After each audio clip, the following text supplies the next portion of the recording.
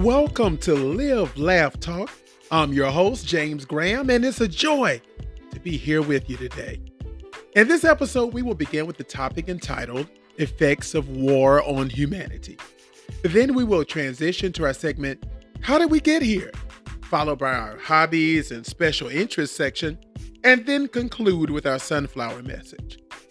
If you have some ideas, comments, we would love to hear them. Send them to us at admin@livelaughtalk.com. That's admin@livelaughtalk.com.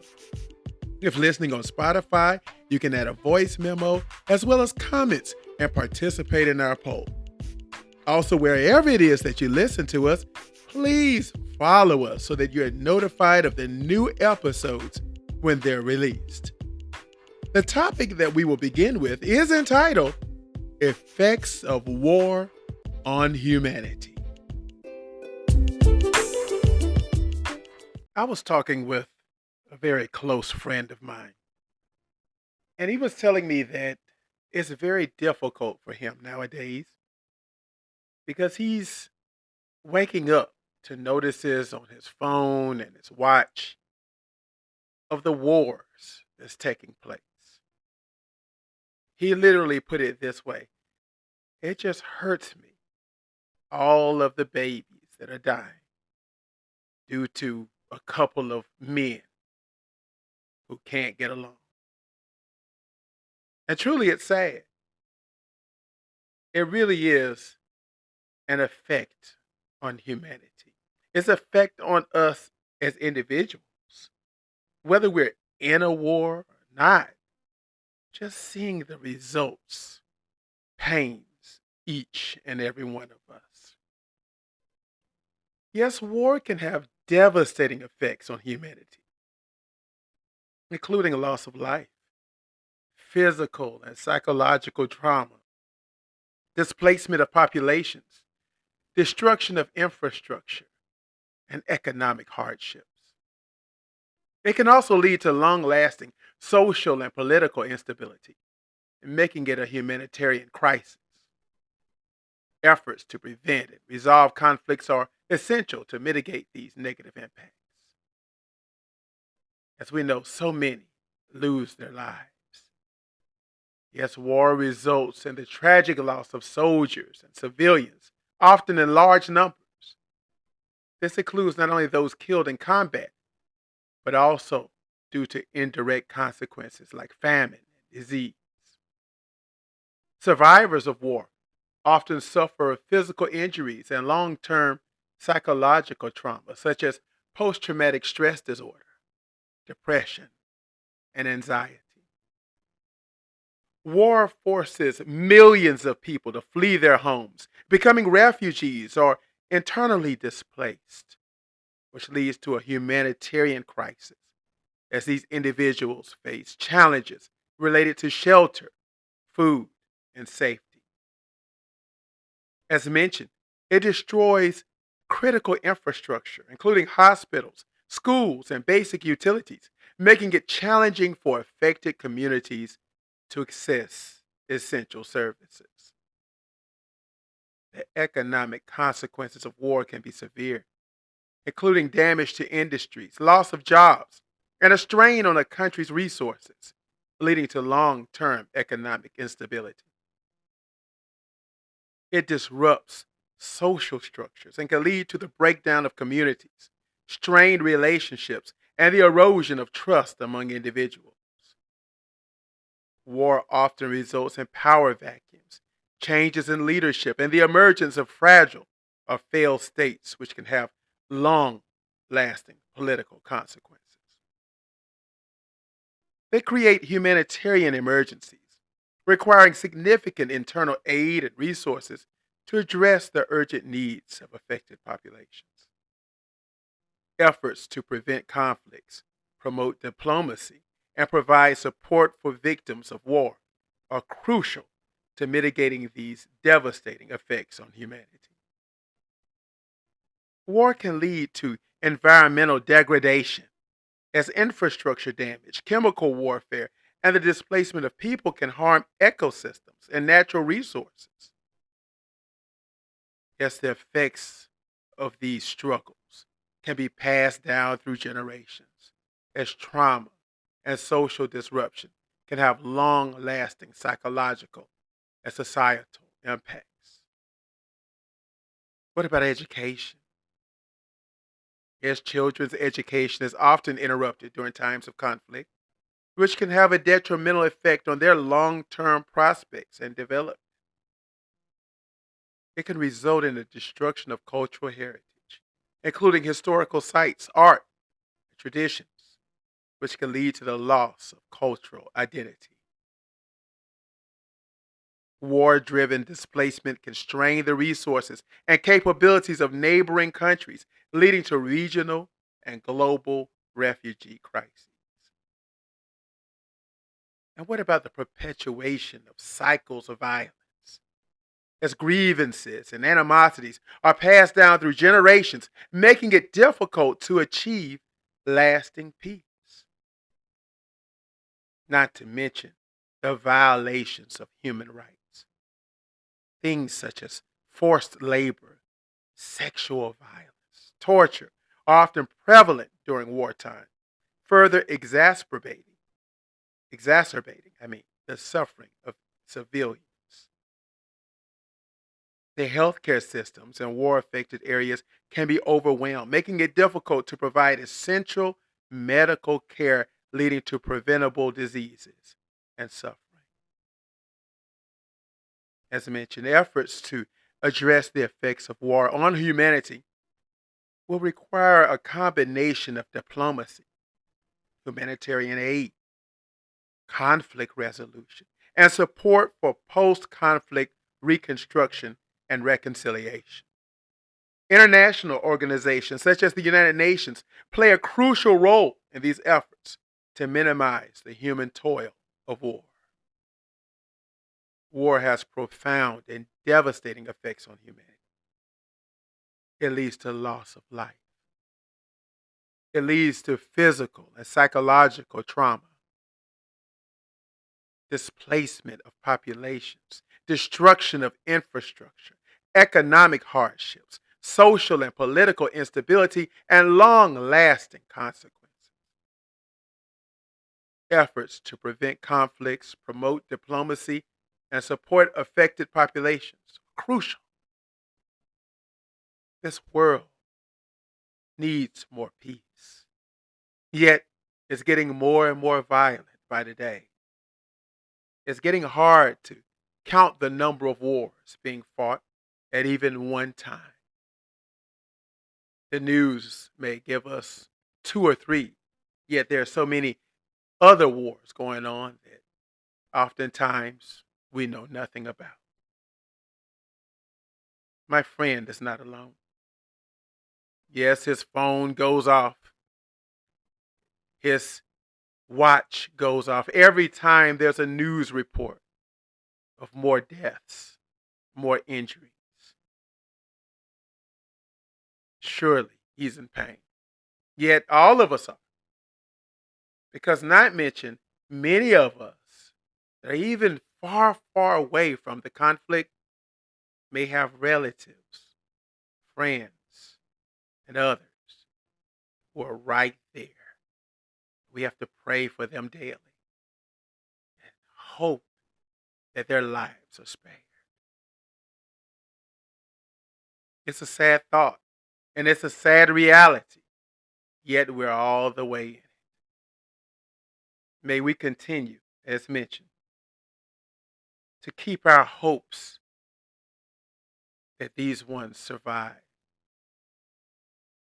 And may we continue to pray for those who have lost loved ones during conflict.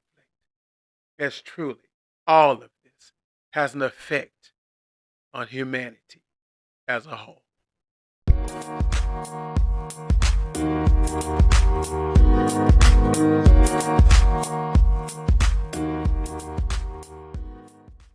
Diabetes is a significant health concern in the United States. Surely all of us know someone who's a diabetic, if not ourselves, because it affects millions of Americans and has various forms, with type 2 diabetes being the most common. Factors contributing to the diabetic problem in the U.S. include unhealthy eating habits, lack of physical activity, and genetic predisposition.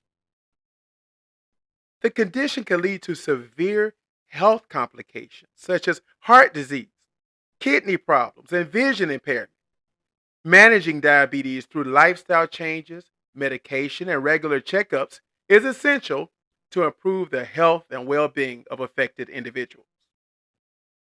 Public health initiatives and awareness campaigns play a crucial role in addressing the diabetes epidemic in the United States.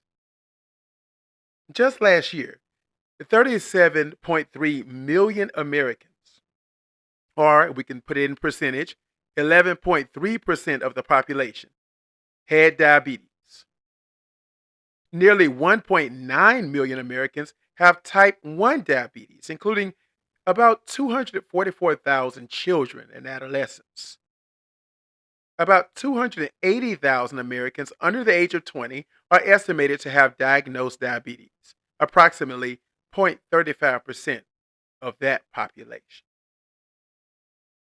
Diabetes was the seventh leading cause of death in the United States last year, based on 87,647 death certificates in which diabetes was listed as the underlying cause of death. In 282,801 death certificates, it was mentioned as a cause. That's a lot of numbers. It's a lot of people with diabetes and a lot of people dying with it. What about the cost? 412.9 billion dollars is the total cost of diagnosed diabetes in the United States. That's what it costs for direct medical costs and also the indirect costs. Combined, $412.9 billion. It is so prevalent in the United States that we have to sit back and go, what is the most common form, the most common thing it's associated with? Many people say obesity. Some say lifestyle factors. Others say the genetic disposition, but it seems to be a combination of it all. Unhealthy diets, high in sugar and processed foods, lifestyles that just are questioned, genetic factors, like we mentioned, all of it contribute to the increased risk among Americans. And it can lead to various health complications, including heart disease, stroke, kidney disease, nerve damage, vision problems, and amputations. It's a leading cause of morbidity and mortality in this country. And there are significant disparities in diabetes prevalence with higher rates among certain racial and ethnic groups, as well as among low-income populations. Managing it involves monitoring blood sugar levels, changing our lifestyle, like having good exercise routines and a diet. In some cases, medications or insulin therapy. The U.S. government and healthcare organizations run public health initiatives to raise awareness, promote healthier living, and provide support for those with diabetes. Regular screening and early intervention are key components of these efforts. Ongoing research aims to improve prevention, treatment, with a focus on innovative therapies and technologies such as continuous glucose monitoring and artificial pancreas systems. The management and prevention of diabetes in the United States are essential not only for individual health, but also to reduce the significant economic burden associated with the condition on the healthcare system. Education, access to healthcare, and addressing lifestyle factors are critical in the fight against diabetes. It's associated with substantial costs, as mentioned, and among those are medication. It's not cheap. The many doctor visits that are required because you can't go a year or 2 years without seeing a doctor if you're diabetic. Oh, that's every 3 months at the least. And what about the hospitalizations that come as a result?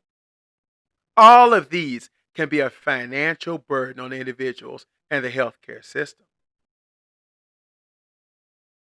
Pregnant women can develop gestational diabetes, which, if not managed, can lead to health risks for both the mother and the baby.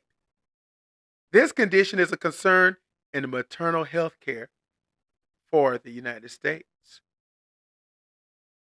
And preventing type 2 diabetes often includes having physical activity as well as weight management, even consulting a professional, as educational programs and community initiatives will promote these changes and provide doctor visits with healthcare professionals that can get us the proper foods into our mouths and also make sure that we do the proper exercise with time restraints as well. Advocacy groups and support networks exist to help individuals and families affected by the condition. Yet there's so much more to do because so many people have no idea of how it happens in the first place. Technological advancements such as wearable devices, mobile apps for glucose monitoring, and telehealth services have improved diabetes management and made it more accessible for many Americans. Overall, diabetes is a complex and widespread health issue with both individual and societal implications. Efforts to prevent, manage, and support those with diabetes continue to be a priority for public health and healthcare organizations. When we think about type 1 diabetes, it's often diagnosed in childhood as a concern for many American families. Managing this condition requires constant blood sugar monitoring, insulin administration, and careful dietary planning. And the management of this disease can have a significant impact on mental health. Constant monitoring and lifestyle changes can lead to stress, anxiety, and depression for those with the disease. As mentioned before, there needs to be more education and awareness. There needs to be awareness brought to racial and ethnic minorities who seem to have a disproportionately amount of diabetes within the race. It's critical to improve the outcomes in the United States. It's critical. We must do more research and treatment advancements. Look to better treatments, hopefully potential cures, and also methods to improve the lives of those with the disease, including, as mentioned before, artificial pancreas systems and more precise medication options. In summary, diabetes is a multifaceted health issue that is killing in large numbers. And it affects a large segment of the American population that lives. It demands a comprehensive approach, including prevention, management, research, and support. All of this to improve the health and well-being of those living with the condition. Yet the numbers are growing. Even though the awareness is coming out, people are talking, and there's advocates, it seems that the numbers are getting greater. They're not going down, which causes us to ask ourselves, how did we Get here.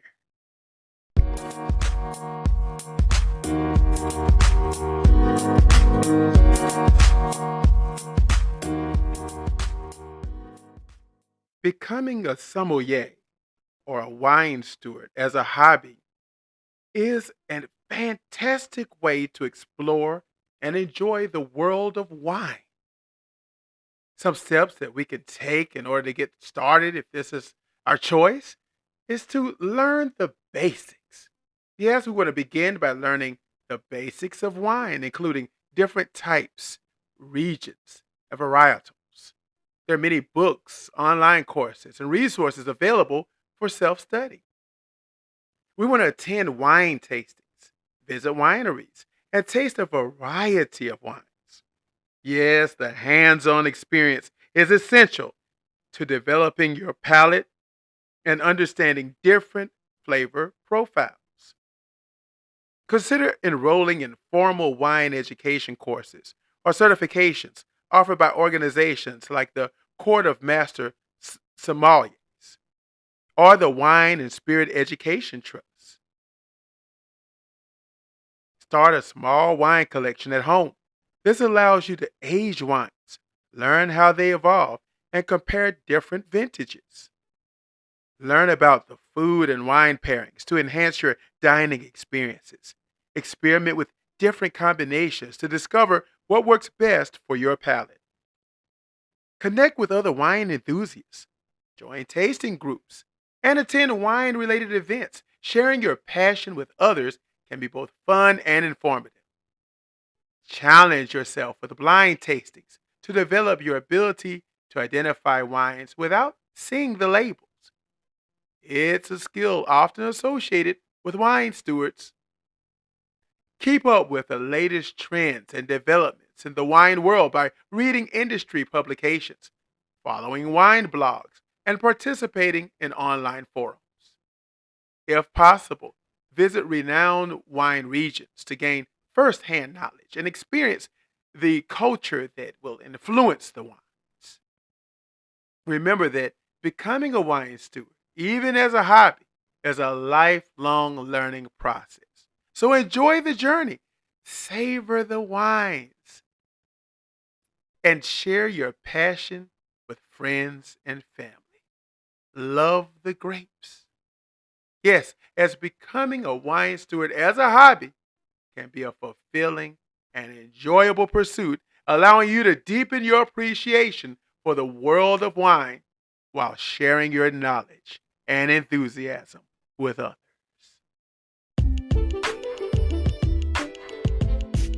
Our sunflower message is Count on Me, a song by Bruno Mars.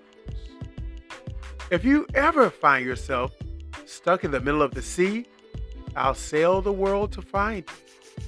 If you ever find yourself lost in the dark and you can't see, I'll be the light to guide you.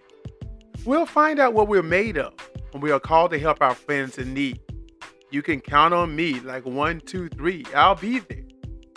And I know when I need it, I can count on you like 4, 3, 2, and you'll be there. Because that's what friends are supposed to do. If you're tossing and you're turning and you just can't fall asleep, I'll sing a song beside you.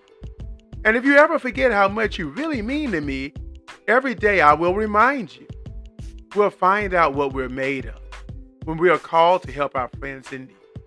You can count on me like 1, 2, 3. I'll be there. And I know when I need it, I can count on you like 4, 3, 2. And you'll be there. Because that's what friends are supposed to do. You'll always have my shoulder when you cry. I'll never let go. Never say goodbye. You know, you can count on me like 1, 2, 3. I'll be there. And I know when I need it, I can count on you like 4, 3, 2. And you'll be there. Because that's what friends are supposed to do. On Cash App, $ Live Laugh Talk, Twitter at Live Laugh Talker, and on your podcast platform, you can donate to support our podcast, even monthly. And that is totally appreciated. And we are thanking those who have donated, and we need even more. Please remember to rate us the highest on your platform as well, and tell your friends, family, and colleagues about us, as we need the support. If you go to Etsy, search How Did We Get Here? Or search for Live, Laugh, Talk, and you'll see all of the new items. We've got tumblers, neckties, socks, just a host of items, hats, all the cups, and we're starting to go buck wild with all of the different items that we have. And we want to thank Sparkle and Andrew for that. As you know, they came on our show on the 50th episode. In addition to that, we want to also send a shout out to our friend Darius Ford, who has his own podcast now on his own platform. And Darius is doing very well with the Frankly Ford podcast. If you have not checked it out, please go online. Make sure you go to your platform, look up Frankly Ford, and begin to follow Darius. And I know that you will enjoy the podcast. We want to also thank Miko, as it's a joy every Monday to have that show come out. And so many of you are appreciative of it. And we appreciate you writing in and the support that you give. And I know that Miko likes it as well. She's starting to get kind of famous around here. And we love her so. So this is James and George's baby boy signing off. And as you know, I can't wait to talk with you again soon.